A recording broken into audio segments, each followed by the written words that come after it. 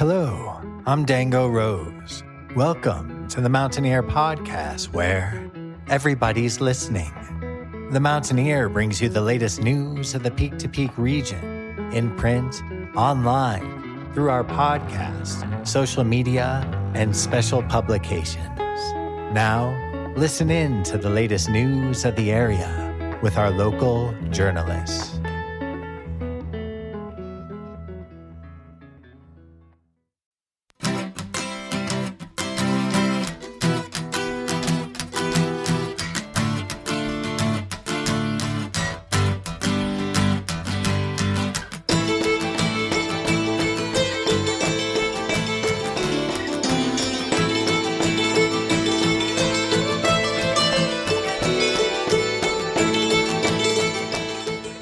The song that you are currently listening to is called Catharsis. It's performed by Arwen and the Gale, and it's included on their album Arwen and the Gale World Tour, which you can find wherever you get your music. The current lineup of the group, the Gale Again, will be performing at Very Nice Brewing Company in Nederland very soon. So be sure to head over to 20 East Lakeview Drive, number 112 in Nederland, on Thursday, August 21st, 2025, starting at 6 p.m.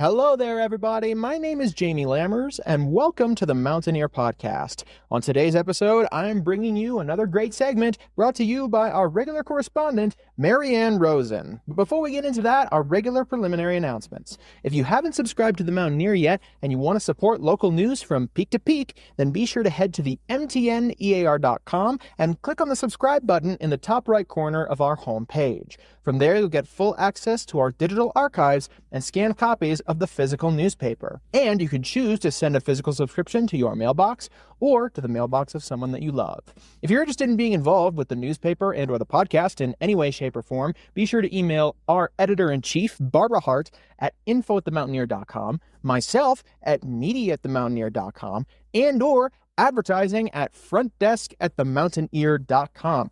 Also, be sure to head to the mtnear.com to see what advertising bundles are available for the newspaper and or the podcast. And you can email any of those emails for any questions you have. And finally, our top story today, brought to you by Brittany Wagner.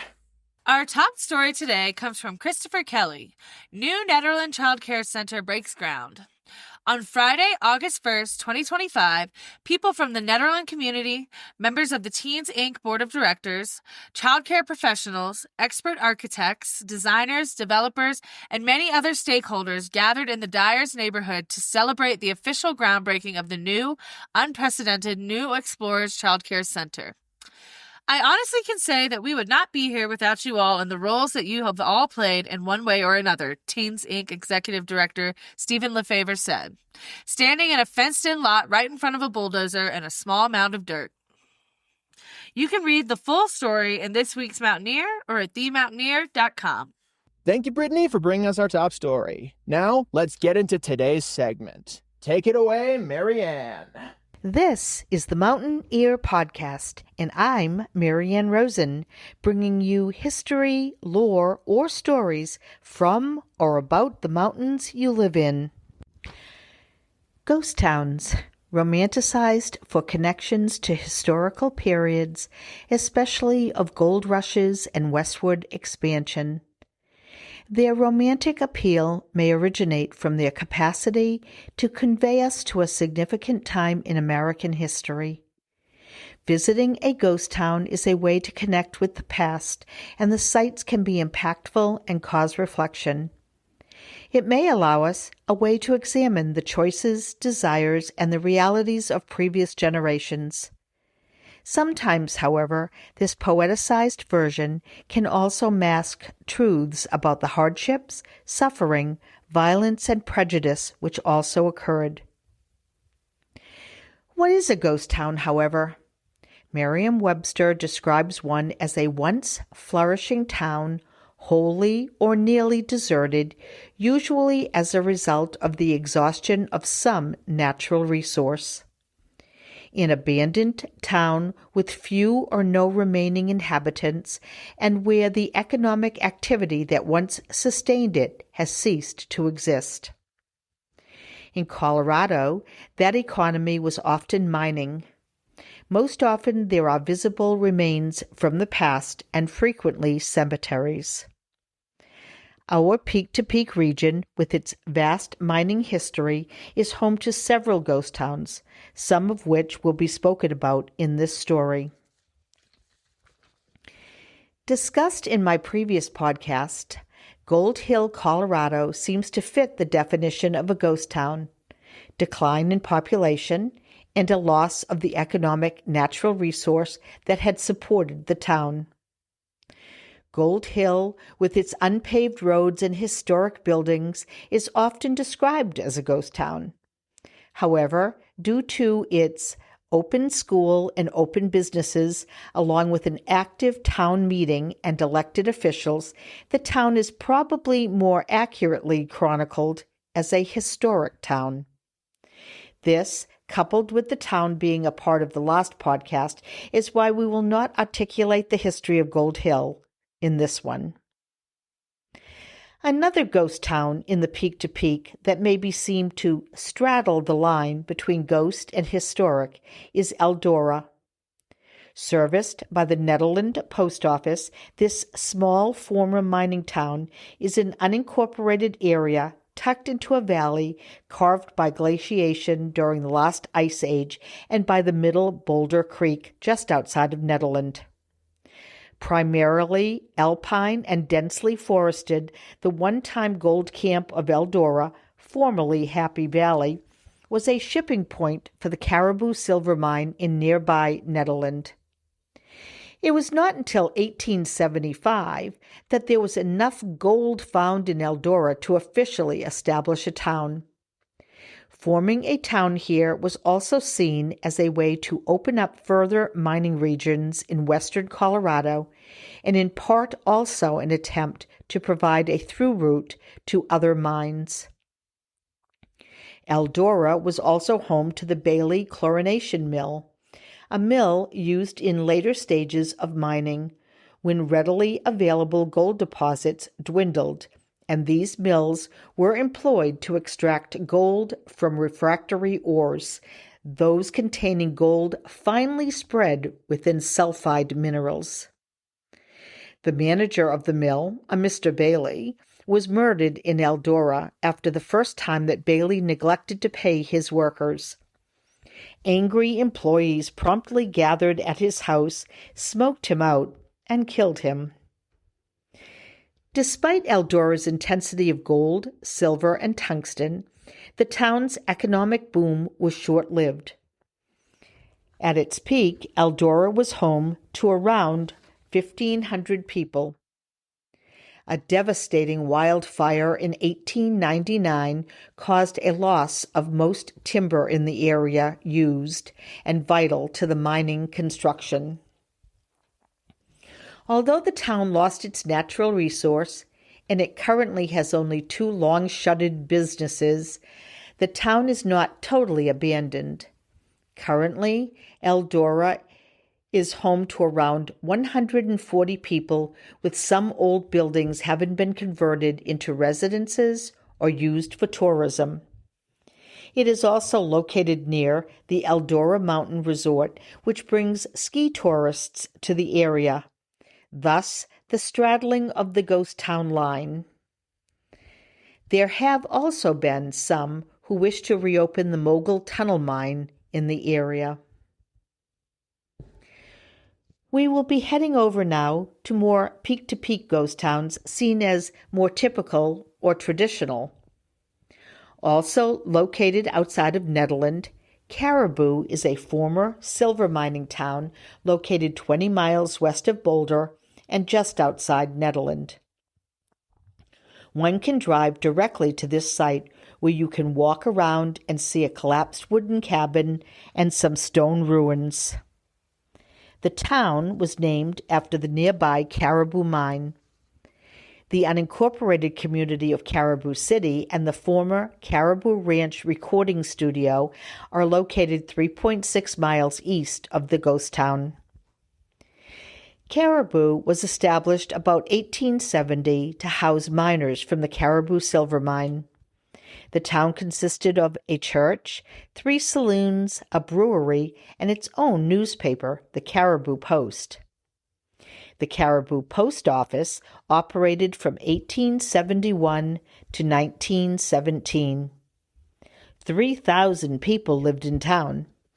In 1871, the nearby Caribou mine was sold for $3 million to Dutch investors, but they found out that the best ore had been removed.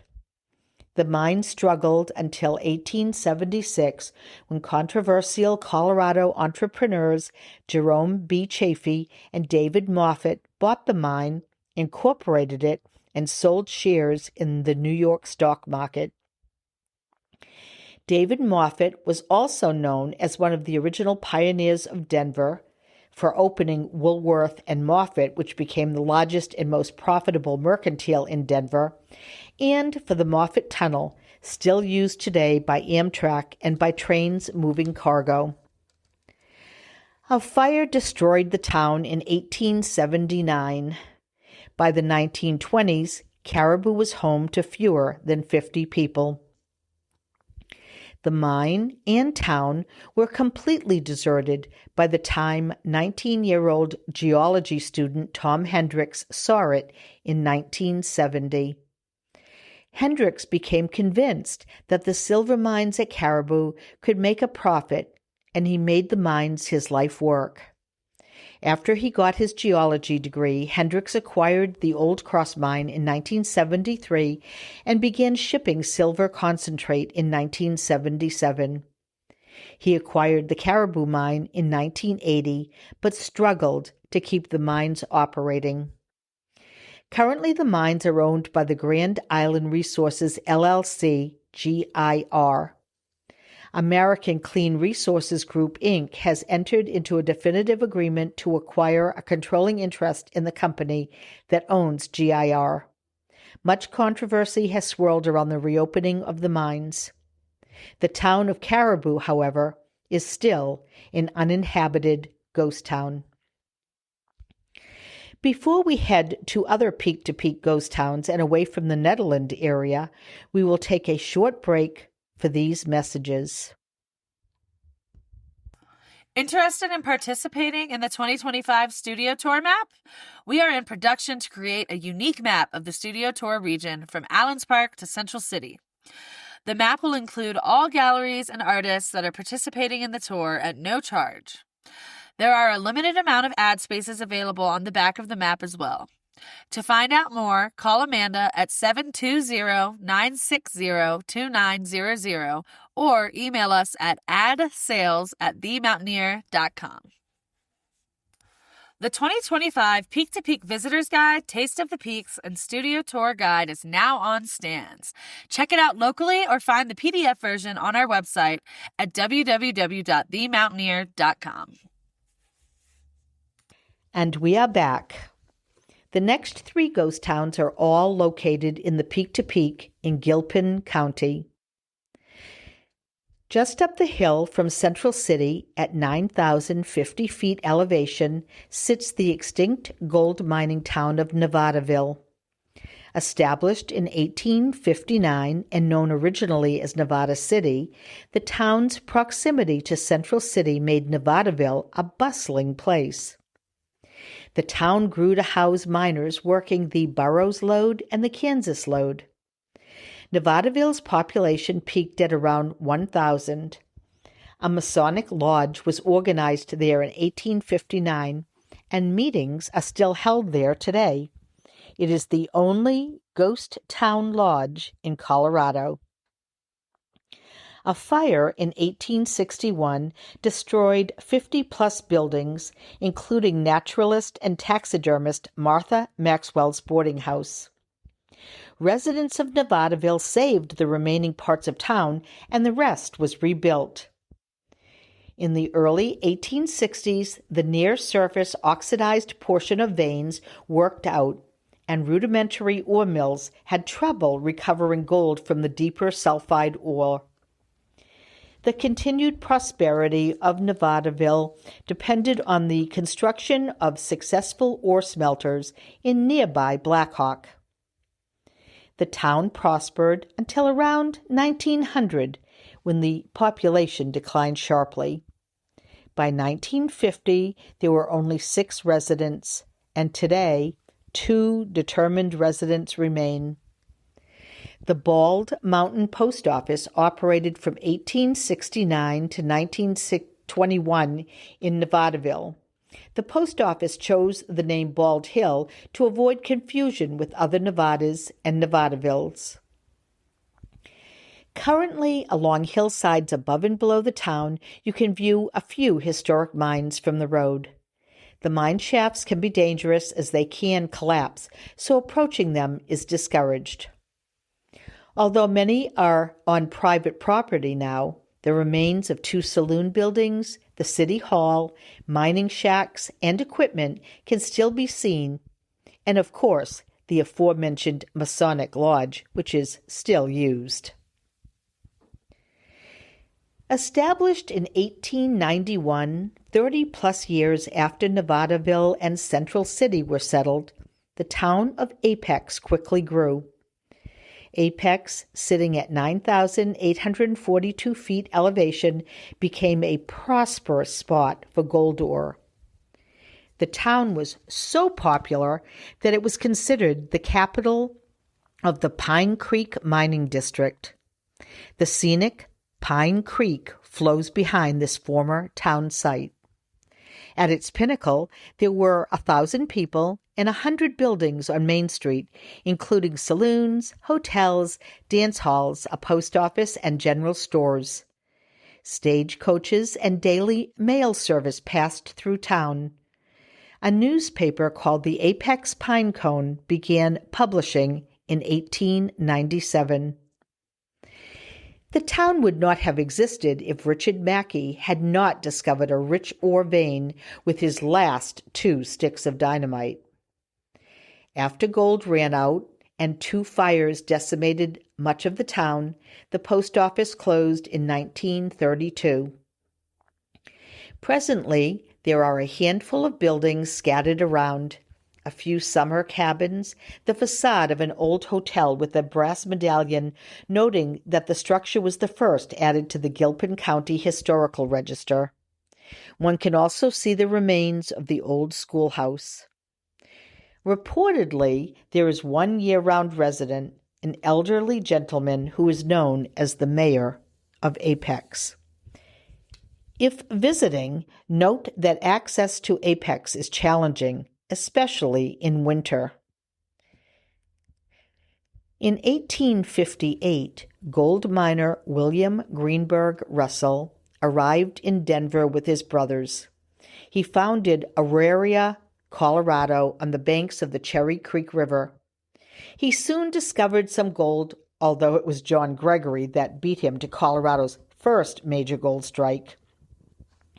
A settlement on the opposite side of Cherry Creek, founded by William Larimer in 1859, merged with Auraria and became Denver.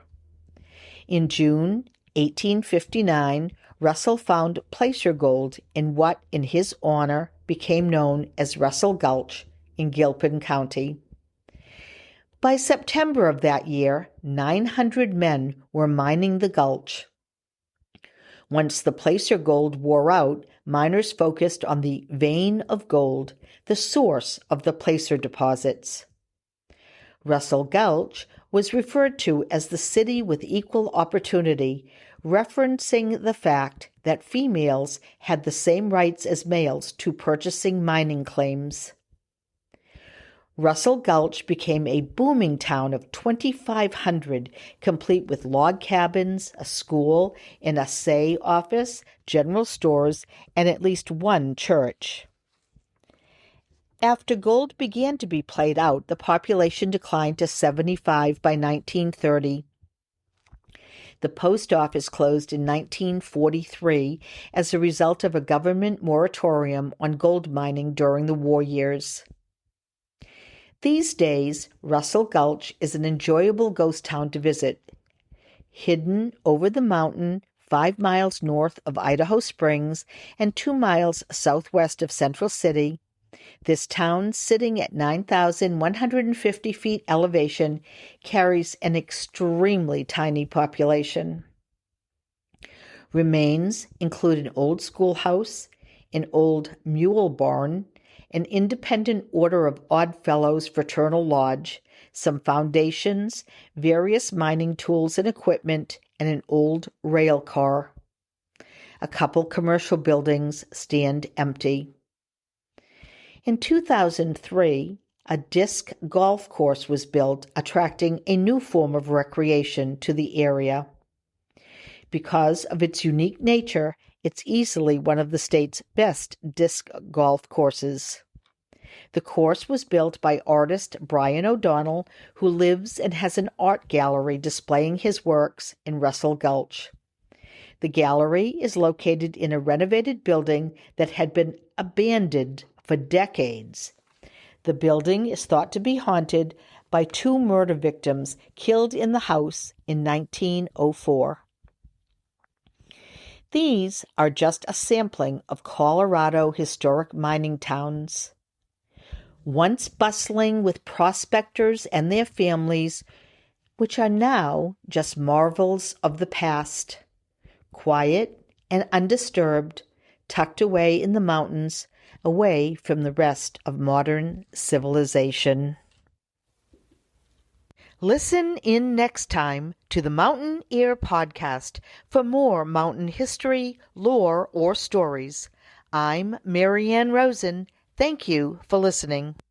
Thank you so much, Maryann, for bringing us another great segment. I'll be back very soon with another episode of the Mountaineer Podcast. In the meantime, if you want to share this episode or others around with whoever you see fit, then be sure to head to the mtnear.com and scroll near to the bottom of our homepage, or head to our podcast's main hub at the mtnearpodcast.buzzsprout.com to see a full archive of all of our episodes. Again, if you're interested in being involved in the podcast and or the newspaper in any way, shape, or form, be sure to email frontdesk@themountaineer.com, info@themountaineer.com, and or media@themountaineer.com, and we'll get something sorted for you.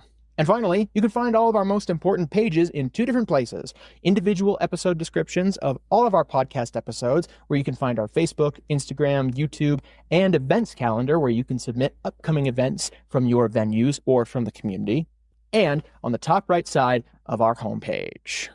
Thank you so much for listening, everybody. Have a great rest of your day.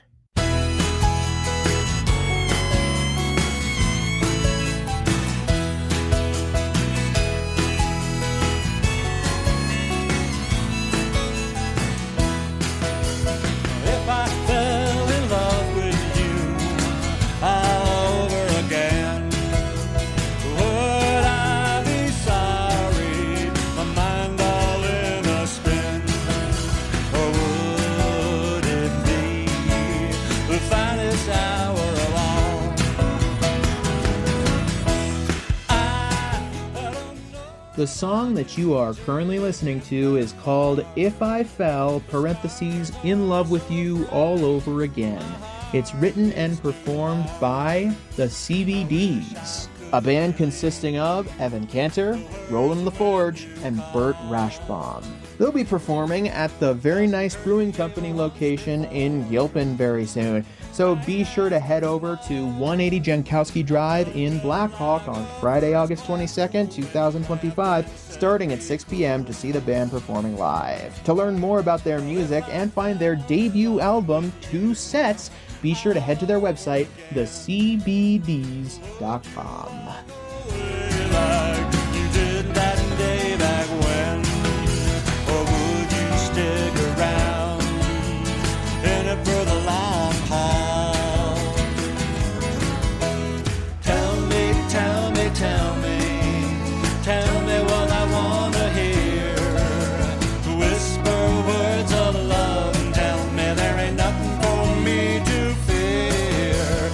if I fell in love with you all over again.